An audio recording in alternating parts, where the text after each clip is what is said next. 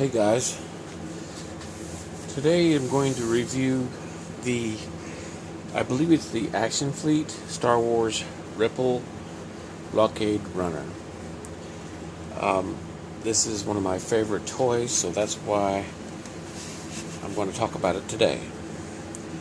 Now, it was made in 1997, at least that's what it says underneath. This is an electronic version. As you can see, I've taken some micro machines and paper clips actually, and some hot glue, and I just wanted to make something that was a little bit more like a diorama. These X-Wings are supposed to be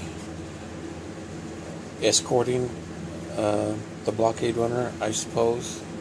Now, I know the scale may not be right, because if you look, here are the windows, I guess, for the bridge, and I don't know if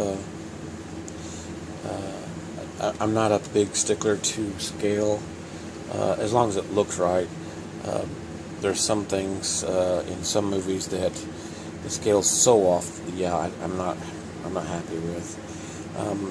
This toy is so cool though, because it's electronic, and it's got 4 buttons for 4 different sounds, and you press the button and you can hear the noises. The first button sounds like, I guess it's a turbo laser.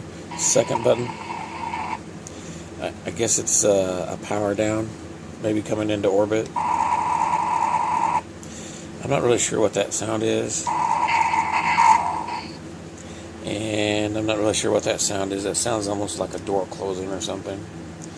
I've taken cotton balls and made an explosion. A cotton ball explosion. I had a couple of Micro Machine TIE fighters that were broken. I bought them in a yard sale, and I just took a cotton ball, some rattle can spray paint, and sprayed yellow and red, and did some hot glue. I shaped it.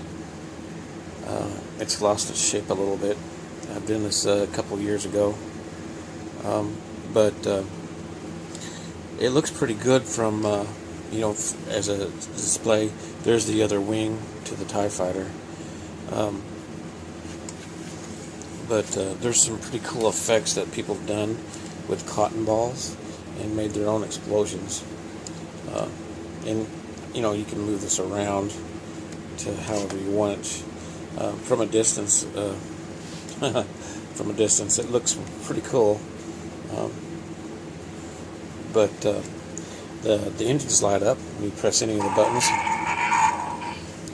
which is, that's awesome. Now, if I ever retire, if I ever retire, I was going to take this apart when I had time and put some ultra bright LEDs in it, and then maybe even drill some holes for some windows. I'd have to look at. I'd want it to be fairly accurate. And you can see that there's some lights in the bridge, and on the side there. But that's about it. And they're not very bright. But it'd be really easy to upgrade it. And I wanted a TIE fighter to be chasing an X-Wing. And the guns don't really turn. I think you can make them turn, but I'm not going to force it. And then, of course, this communications antenna, I guess, which I've heard this antenna was taken off of this and put onto the new Millennium Falcon for Force Awakens. So the new antenna on the Force Awakens is actually an antenna off the blockade runner. That's what I heard anyway. I don't know how accurate that is. But this is a pretty cool model. It's not a model, it's a toy. But, I mean, its display is awesome. And tell me what you think about my little diorama there. And while we're at it, like I said, I think this is from the Action Fleet. I've got the smaller, regular Action Fleet blockade runner also. And I did the same thing, but since this is a smaller scale, I had to find a ship that was closer to scale to this, and I picked the Millennium Falcon. I don't know, you know, like I said, it looks close to me, so that's good enough. It's not like the new Enterprise or the rebooted Enterprise. That scale's just wacky, back and forth. And even the Discovery original series Enterprise, I heard is the scale's way off. Anyway, this is the Action Fleet, the regular Action Fleet blockade runner. You know, of course, it's simpler design. It's not electronic, of course. I mean, you can look at the detail on both of them. Is you know, I mean, look at the engine pods. They're drastically different, drastically.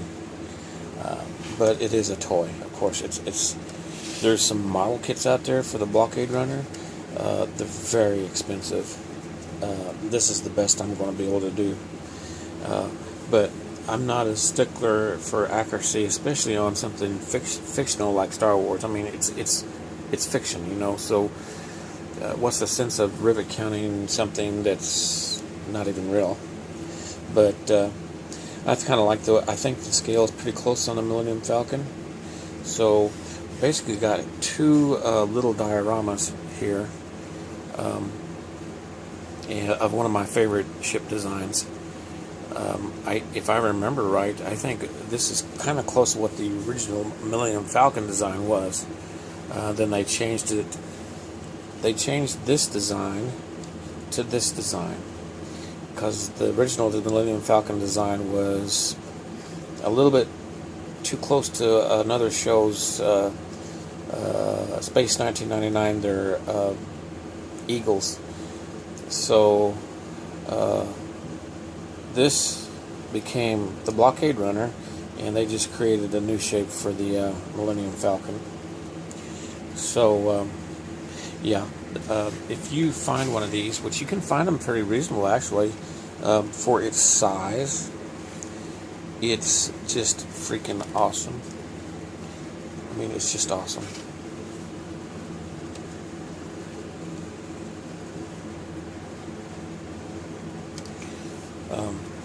I highly recommend picking one of these up.